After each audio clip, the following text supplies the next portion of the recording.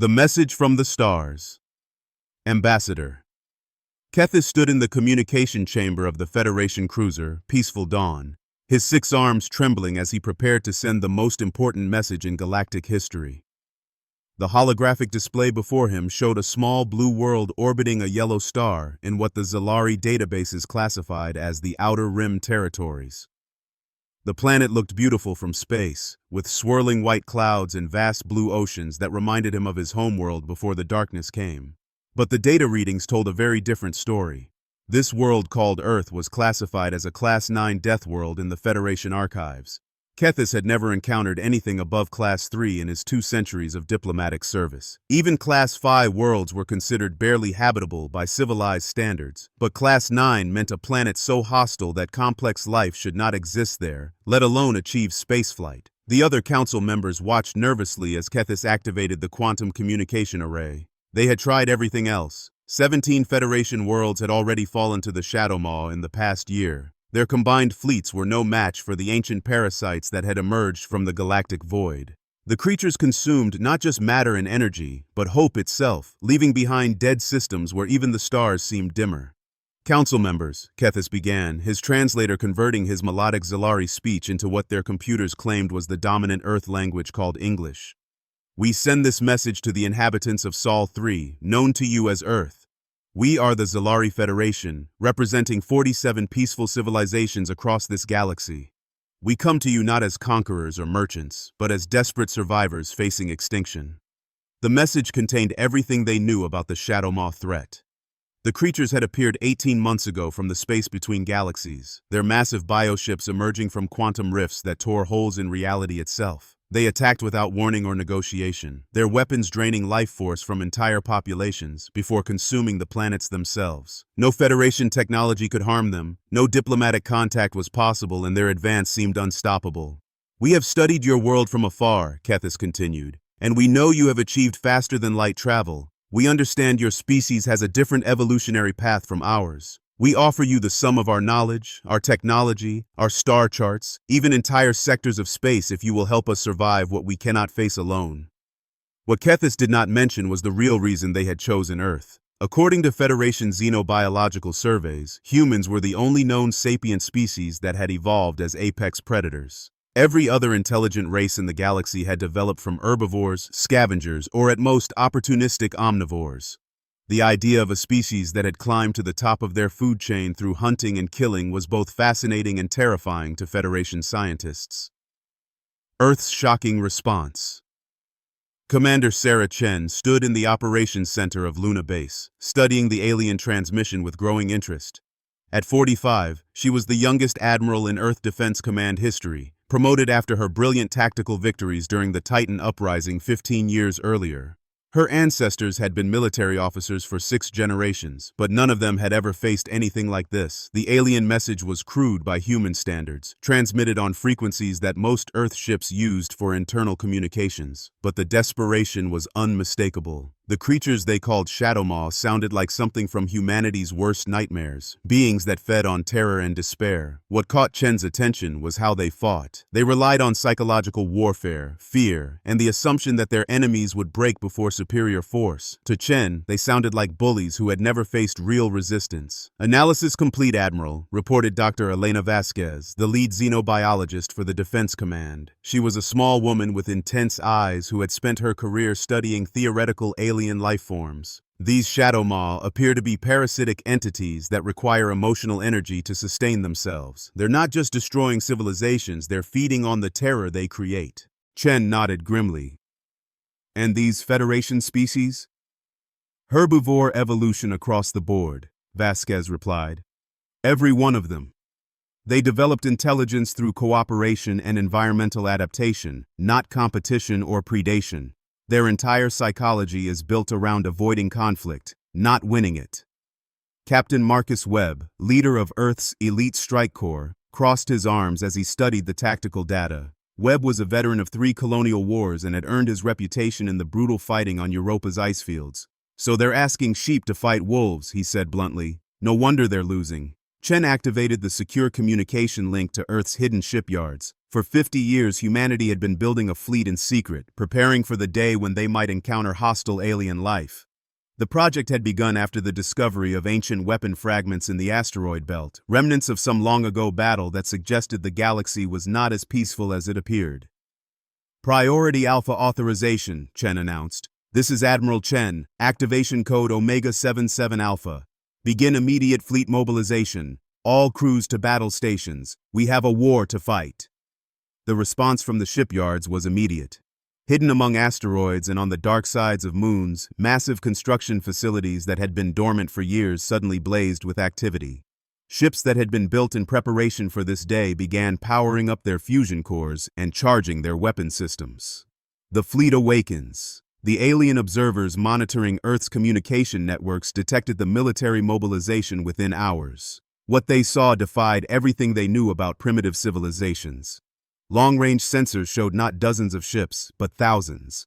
Vessels of unknown design emerged from hidden bases throughout the Sol system, their energy signatures unlike anything in Federation databases. Ambassador Kethis received the human response 6 hours after sending his plea. The message was brief and direct.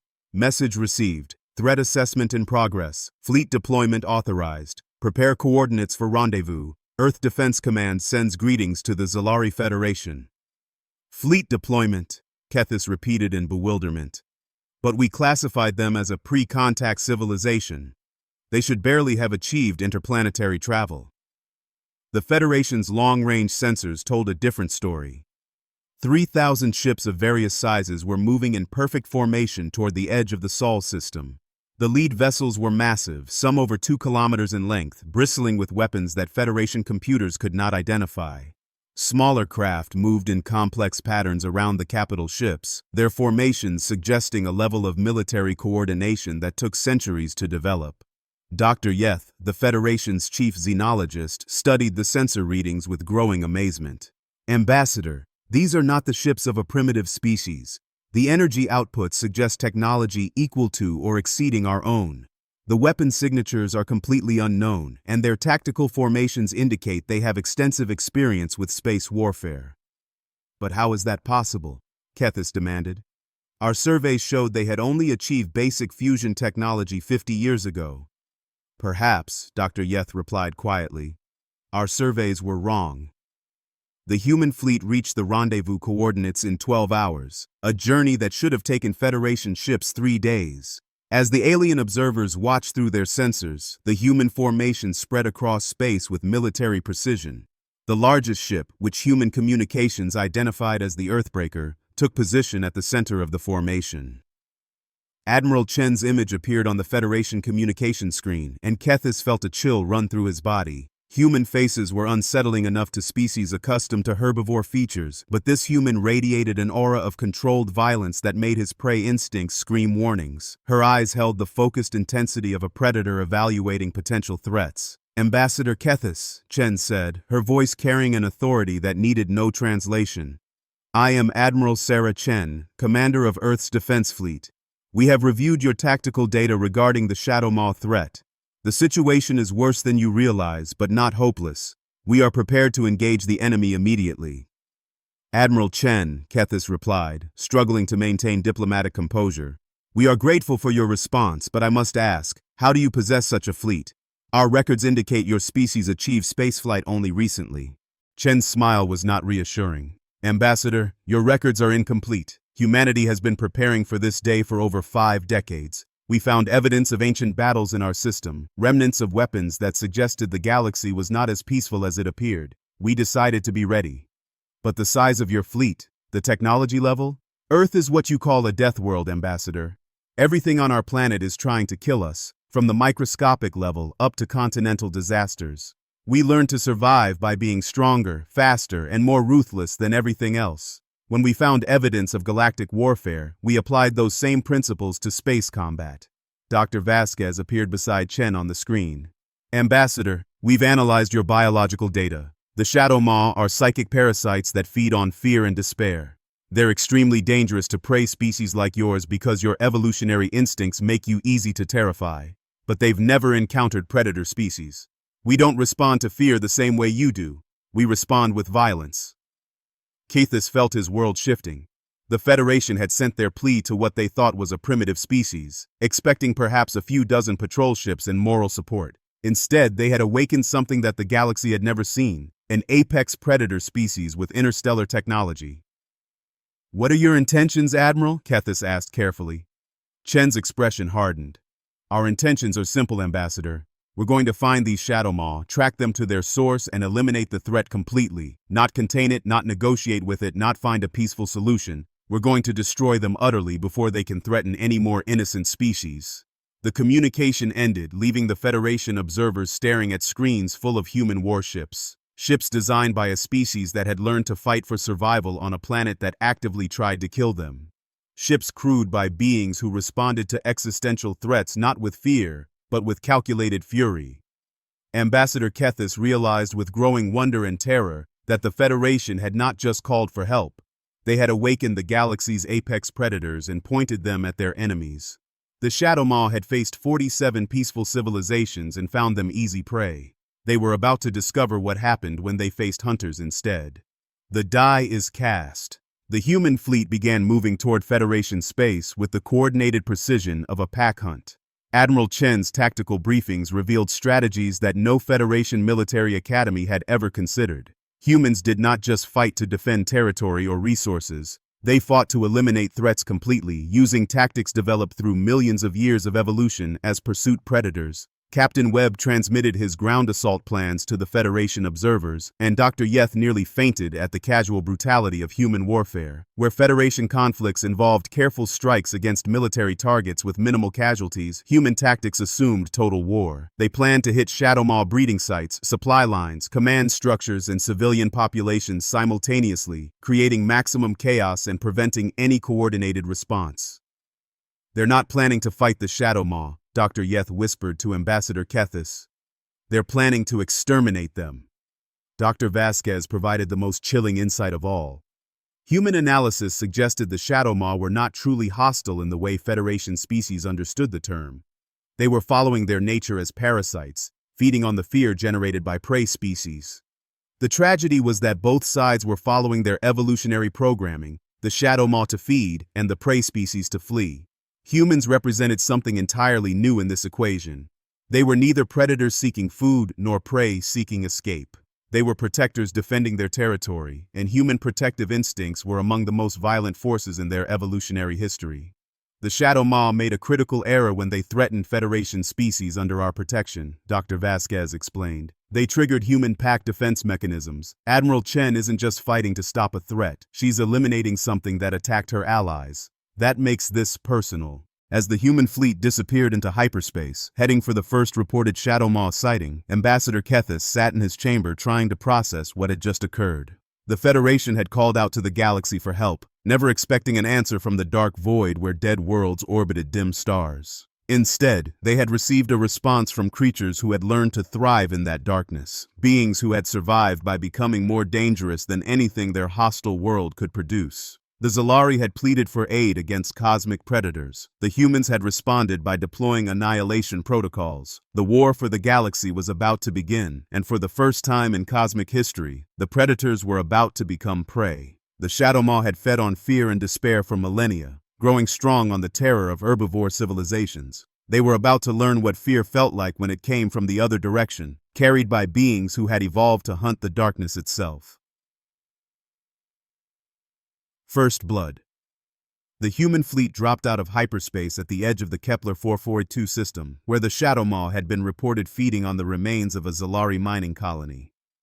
Admiral Chen stood on the bridge of the Earthbreaker, studying the tactical displays with the focused intensity that had made her legendary among Earth's military forces. What she saw confirmed her worst fears and her greatest hopes simultaneously. The system was dying. The Shadow Maw bioships hung in space like metallic tumors, their organic hulls pulsing with unnatural light as they drained life force from the planets below.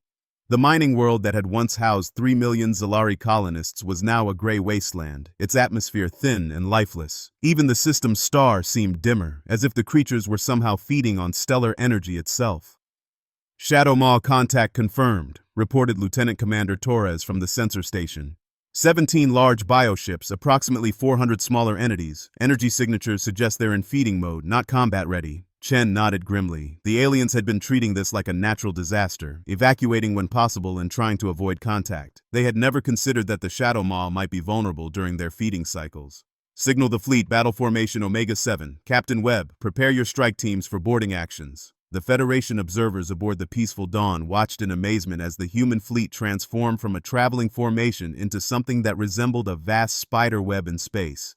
Ships spread across 3 dimensions, creating overlapping fields of fire that left no escape routes.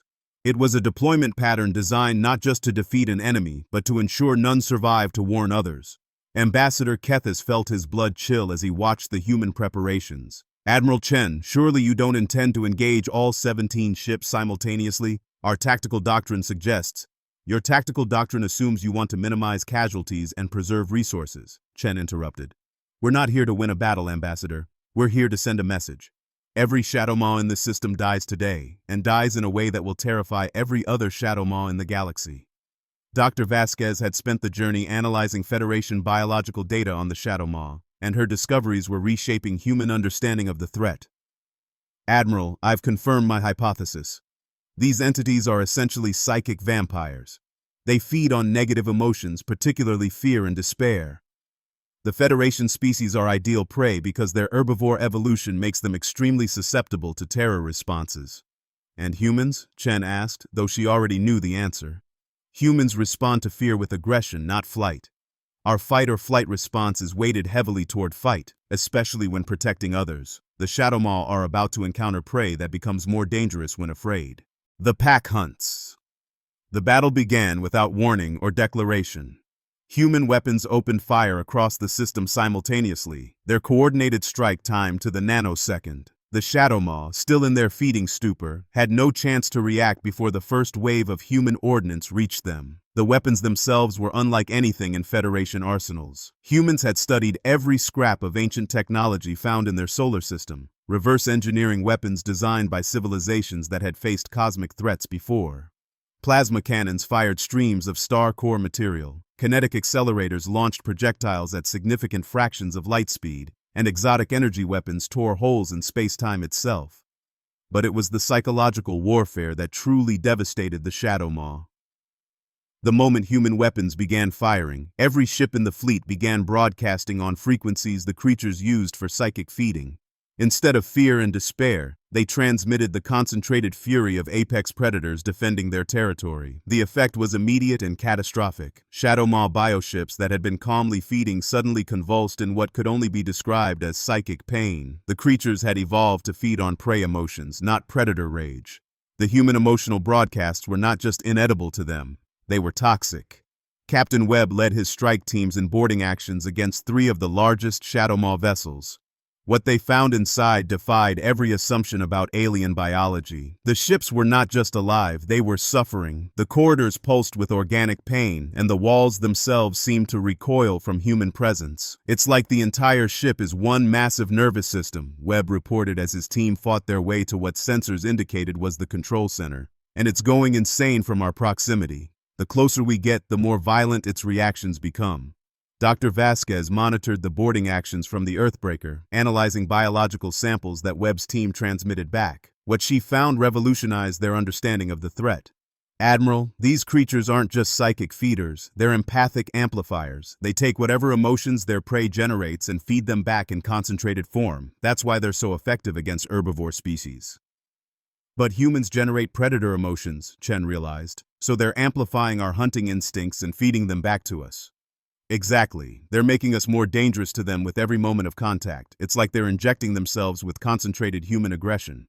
The battle became less a military engagement than a systematic extermination. Human tactics, developed through millions of years of pack hunting, proved devastatingly effective against creatures that had never faced coordinated predator attacks. The Shadow Maw found themselves surrounded, cut off from escape routes, and subjected to sustained assault from multiple directions simultaneously. Apex Predator Psychology. The Federation observers watched the battle with a mixture of awe and terror. The humans fought with a coordination that seemed impossible for individual beings. Ships that had never worked together before moved as if controlled by a single mind, anticipating each other's actions and covering weaknesses without apparent communication. How are they achieving such coordination? Dr. Yeth asked, studying the tactical displays. Our best fleet exercises require hours of preparation for formations half this complex. Ambassador Kethis had been studying human evolutionary data, and the answer chilled him to his core. They're pack hunters, Doctor. On their homeworld, humans evolved to hunt in coordinated groups, taking down prey much larger and more dangerous than themselves. What we're seeing isn't military coordination, it's hunting behavior refined by millions of years of evolution. The psychological profiles that accompanied the human fleet data painted a picture of a species unlike anything the Federation had encountered. Humans bonded with their packmates at levels that approached telepathy. They could anticipate each other's actions, coordinate complex strategies without extensive communication, and maintain group cohesion under stress levels that would shatter herbivore societies. But more disturbing was their response to threats against their adopted pack members. The moment the Federation had accepted human protection, every human in the fleet had psychologically adopted the 47 alien species as part of their extended pack.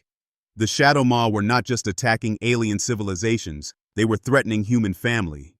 Dr. Vasquez explained the implications during a brief tactical pause. Humans have one of the most extreme protective instincts in known biology. A single human will fight to the death to protect their young, their packmates, or even adopted members of other species. Multiply that by the crew of 3,000 ships, and you have a force that will not stop until the threat is completely eliminated. Captain Webb's voice crackled over the communication system as his teams penetrated deeper into the Shadow Maw vessels. Admiral, you need to see this. These things aren't just feeding on fear, they're harvesting it. There are storage organs throughout these ships filled with concentrated terror from dozens of different species. They've been building up reserves. For what purpose? Chen demanded. Near as I can tell, they're preparing for something bigger. This isn't random feeding, it's systematic preparation. They're gathering emotional energy for some kind of massive operation. The terrible truth. Dr. Vasquez analyzed the samples Webb's teams recovered from the Shadow Maw storage organs, and her discoveries changed the nature of the entire conflict. The creatures had not just been feeding randomly on Federation species, they had been systematically harvesting specific types of fear and despair, concentrating them into a psychic weapon of unprecedented power. Admiral, these beings are preparing for a mass psychological attack on the galactic core, Vasquez reported, her voice tight with controlled panic. They've been feeding on herbivore species because those emotions are exactly what they need. They're building a fear bomb. The concept was terrifying in its simplicity. The Shadow Maw had been using the Outer Rim species as emotional livestock, harvesting their terror to create a weapon that could paralyze the entire galactic civilization simultaneously. Once the core worlds were frozen by absolute despair, the creatures could feed on 47 civilizations at once. Chen studied the tactical implications with growing fury. The Federation species had not just been random victims, they had been deliberately selected as prey, their peaceful natures making them ideal sources of the specific emotions the Shadow Maw required. The entire attack had been a farming operation disguised as random predation. How long until this weapon is ready? She asked. Based on the concentration levels we've detected, maybe 6 months, Vasquez replied. But Admiral, there's something else. The storage organs contain emotional signatures from species that aren't in the current Federation records. These creatures have been doing this for a very long time, systematically harvesting civilizations across multiple galactic sectors. The battle in the Kepler 442 system ended with the complete annihilation of all Shadow Maw forces. Not a single creature escaped to warn others of the human response. The Federation observers watched in stunned silence as human boarding teams methodically destroyed every storage organ they found, releasing centuries of accumulated terror back into space as harmless energy. But the victory came with a terrible realization. The Shadow Maw they had fought were not the main force. They were farmers, sent to harvest emotional energy for something much larger and more dangerous waiting in the void between galaxies. The hunt begins. Admiral Chen convened a strategy meeting that included both human commanders and Federation representatives. The mood was grim but determined. They had won the first battle, but they had also discovered that the war was much larger than anyone had imagined. We're dealing with a multi-stage invasion, Chen explained, her tactical displays showing projections based on the captured data. The creatures we fought today were harvesters, sent to gather emotional energy from prey species. The real threat is whatever they're feeding. Captain Webb had compiled intelligence from 17 different Shadow Maw vessels, and the picture that emerged was terrifying. The creatures operated from a central nexus located somewhere in the galactic void, a massive biostructure that had been growing for millions of years. The harvester fleets were just the feeding tentacles of something incomprehensibly vast. The good news, Webb reported, is that we've severely disrupted their harvesting schedule. The bad news is that we've also announced our presence to whatever controls them. They know there's a new player in the galaxy now. Ambassador Keith has struggled to process the implications. Admiral Chen, are you suggesting we pursue these creatures to their source, into the void between galaxies? Chen's smile was predatory. Ambassador, we're not suggesting it, we're announcing it. The Shadow Maw made a fatal error when they threatened species under human protection. They turned this from a feeding operation into a pack hunt, and pack hunters don't stop until the threat is eliminated. Dr. Vasquez provided the scientific framework for their strategy. The Shadow Maw are psychic parasites that have never encountered predator psychology. Every contact with human forces has made them weaker, not stronger. We're essentially toxic to them. If we can reach their central nexus, we can destroy the entire species with concentrated predator emotions. The human fleet began preparations for the longest hunt in galactic history. They would track the Shadow Maw back to their source, following energy trails across the void between galaxies. It was a mission that would take them beyond known space, into regions where the laws of physics themselves might be different. But as the Federation observers watched human preparations, they realized they were witnessing something unprecedented in galactic history. For the first time, a prey species had called for help and received protectors instead of fellow victims. The Shadow Maw had spent millennia perfecting their techniques against herbivore civilizations. They were about to face apex predators who had spent millions of years learning to hunt in the dark. The creatures that fed on fear were about to discover what terror felt like when it came from beings who had evolved to be the scariest things on their world.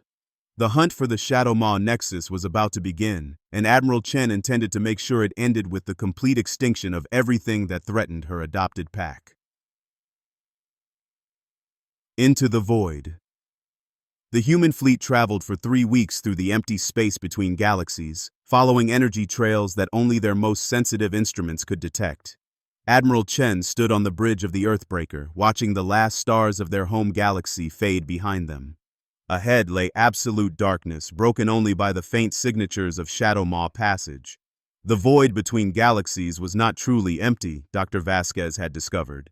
It teemed with exotic energies and quantum phenomena that no Federation science had ever documented. The Shadow Maw had not just hidden in this space, they had shaped it, turning the cosmic emptiness into a breeding ground for creatures that fed on the collapse of civilizations. Admiral, we're detecting massive energy signatures ahead, Lieutenant Commander Torres reported from her sensor station. The readings are unprecedented. It's like we're approaching a structure the size of a solar system. What emerged from the darkness ahead defied human comprehension. The Shadow Maw Nexus was not a ship or even a space station. It was a living structure that stretched across light years, its organic architecture pulsing with the harvested fears of 1,000 extinct civilizations. Biomechanical spires reached out like grasping fingers, each one large enough to house a Federation fleet. Ambassador Kethys, monitoring from the peaceful dawn, felt his sanity strain at the sight. "Great ancestors," he whispered. "How long has this thing been growing?" Dr. Vasquez analyzed the structure's emissions, and her results chilled everyone who heard them. Based on the quantum decay signatures, this nexus has been under construction for approximately 12 million years. It's not just a base of operations, it's a cosmic predator that has been feeding on galactic civilizations since before our species evolved intelligence. The nexus was surrounded by smaller structures, each one a graveyard of consumed worlds. Planets had been transported here across impossible distances, drained of life, and incorporated into the growing mass. The remains of starships from hundreds of different civilizations were welded into the organic architecture, their hulls serving as bone structure for something that had transcended the boundary between life and technology. Captain Webb led his reconnaissance teams in stealth probes toward the outer perimeter, and what they found revealed the true scope of the threat. "Admiral, this thing isn't just feeding on our galaxy. There are energy conduits leading off in multiple directions. It's connected to similar structures in other galaxies. We're looking at the center of an intergalactic harvesting network."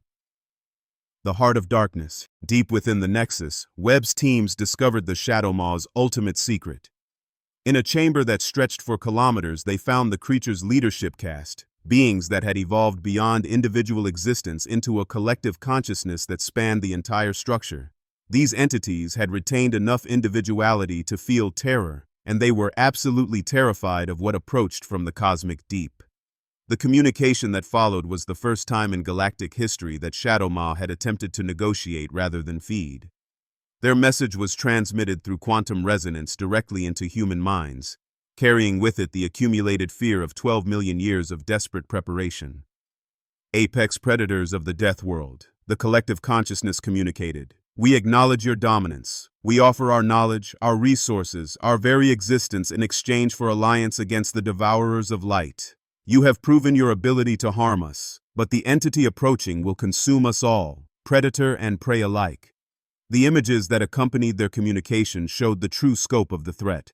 The entity approaching from beyond known space was not a species or civilization, but a fundamental force of cosmic entropy given consciousness and purpose. It had been methodically working its way across the universe, erasing not just life but the very possibility of life from every region it touched. The Shadow Maw Collective showed them the remains of galaxies that had been completely sterilized, their stars extinguished and their matter converted to pure entropy. This entity did not feed on fear or despair like the Shadow Maw.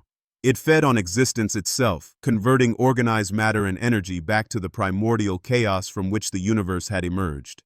Admiral Chen reviewed the intelligence with growing determination. The Federation species had called for help against cosmic predators, and humanity had responded by deploying against what they thought was the ultimate threat. Now they discovered that the real enemy was something that made the Shadow Maw look like frightened children hiding from monsters in the dark. Dr. Vasquez, what are our options? Chen asked. The Shadow Maw have been preparing for 50 million years and they still don't think they can win, Vasquez replied. But they've never encountered predator psychology applied to cosmic warfare. They've been trying to build a wall of concentrated fear. We might be able to do something more effective. Humanity's answer. The human response to learning about the greater threat was characteristically direct. Rather than attempting to build defenses or negotiate with cosmic forces beyond comprehension, Admiral Chen activated protocols that had been theoretical until this moment. Signal Earth Command, she ordered. Authorization code Omega Omega Alpha. Activate the Genesis Protocol. We're going to need everything. The Genesis Protocol was humanity's ultimate contingency plan, developed after decades of studying ancient weapon fragments that suggested previous galactic civilizations had faced extinction-level threats. Hidden throughout human space were construction facilities that could, in extreme circumstances, convert entire star systems into weapons of unprecedented power. Captain Webb's teams began systematic demolition of the Shadow Maw Nexus, but not to destroy it. Under Dr. Vasquez's guidance, they began converting the structure's fear-processing capabilities into something entirely different. Where the creatures had concentrated despair and terror, humans began channeling focused determination and protective fury. The Shadow Maw were trying to create a weapon based on prey emotions, Vasquez explained as human engineers worked alongside terrified Shadow Maw technicians. But predator emotions are fundamentally different. Fear makes prey species freeze or flee. It makes predator species fight harder. The process took months, but gradually the Nexus was transformed from a feeding station into a broadcast array that could transmit human protective instincts across cosmic distances. The accumulated fear of a billion civilizations was converted into concentrated human determination to protect their adopted galactic family. Ambassador Keithis watched the transformation with a mixture of awe and terror. The humans were not just preparing to fight a cosmic force that had destroyed galaxies. They were planning to hunt it across the universe, using weapons that converted their protective instincts into physical force. Admiral Chen, he asked during one of their strategy sessions, do you truly believe you can defeat something that has been destroying galaxies for billions of years? Chen's smile carried the confidence of a species that had evolved by being more dangerous than anything their hostile world could produce. Ambassador, we're not planning to defeat it. We're planning to exterminate it. There's a difference. The long war begins. The entity that approached from the cosmic void was still decades away when the human preparations reached completion. The transformed Nexus had become a weapon that could project human protective fury across intergalactic distances, while Earth's hidden construction facilities produced ships designed to fight threats that operated on cosmic scales. But more importantly, humanity had forged an alliance with the Shadow Maw Collective that changed both species fundamentally. The creature's ability to process and concentrate emotions was combined with human tactical genius to create weapons that could wound concepts themselves. Dr. Vasquez led the research teams that developed the theoretical framework for their ultimate strategy. "We're not just fighting a physical entity," she explained. "We're fighting the concept of entropy given consciousness. To defeat it, we need to project the opposite concept with equal force." The human solution was characteristically direct. Instead of entropy and dissolution, they would project growth, creativity, and the fundamental drive of life to spread and thrive. The death of civilizations would be answered with the birth of new ones, cosmic destruction countered by cosmic creation. The Federation species found themselves at the center of a transformation that changed the nature of galactic civilization itself. Under human protection, they began developing technologies and strategies that would have been impossible under their previous peaceful paradigm. Fear of cosmic threats was replaced by determination to ensure that no force could threaten the growing galactic family. Captain Webb led the first expedition beyond the Nexus, carrying human-designed weapons toward the approaching entity. His mission was not to engage in battle, but to deliver a message that echoed across cosmic distances. The universe had produced its own immune system, and humanity was its antibody. The new Guardians. Years passed as humanity prepared for the ultimate confrontation. The approaching entity showed no signs of deviating from its course, but it also began encountering something it had never faced before. Human scout fleets engaged its advance probes, not to destroy them, but to infect them with concentrated life force that disrupted their entropic nature.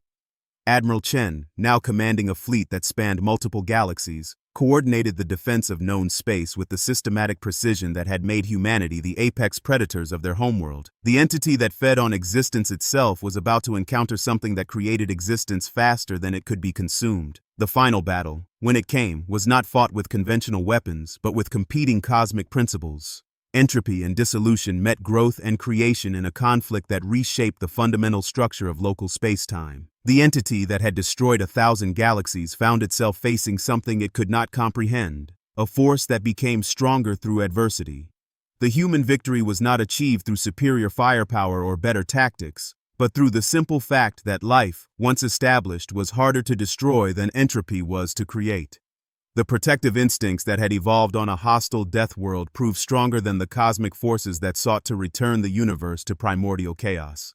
As the entity dissolved back into the quantum foam from which it had emerged, Admiral Chen stood on the bridge of her flagship, watching new stars ignite in the regions that had been cleansed of entropy. The Federation species had called for help against cosmic predators and received protectors who had transformed the nature of the universe itself. Ambassador Kethis transmitted the final report to his government, knowing that his words would reshape galactic civilization forever. The humans have succeeded beyond our wildest hopes. They have not just defeated the threats that faced us, they have eliminated the possibility of such threats arising again. We called for aid and received guardians who will protect not just our galaxy, but the entire universe from forces that seek to end existence itself. The war was over, but humanity's role as cosmic protectors had just begun. They had proven that evolution on a death world could produce something unprecedented in cosmic history. A species capable of defending life itself against the fundamental forces that sought to destroy it. The galaxy was safe, but more than that, it was protected by beings who had learned that the greatest strength came not from the ability to destroy, but from the determination to ensure that life, intelligence, and beauty would always have a place in the cosmos. The aliens had pleaded for aid, and Deathworlders had responded with annihilation protocols. But what they had truly provided was something far more precious, the promise that never again would any civilization face extinction alone. Humanity had become the galaxy's immune system, and they would guard the light against the darkness until the end of time itself.